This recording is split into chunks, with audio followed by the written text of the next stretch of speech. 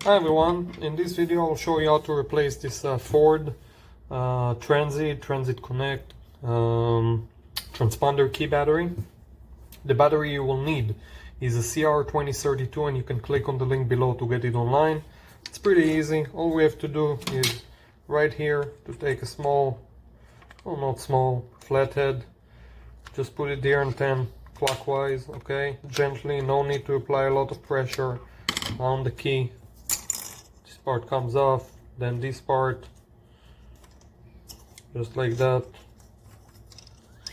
And this is where the chip is, so we gently take this one off as well, like that. And here is the battery. I will use a small screwdriver to take it out, just like that. As I mentioned, 2032. Now this is a good one, so I'll put it back in and I press. Make sure this is okay. Take the key. That's it. No need to reprogram or anything like that. You're good to go. Please like this video and let us know what you think. Thank you.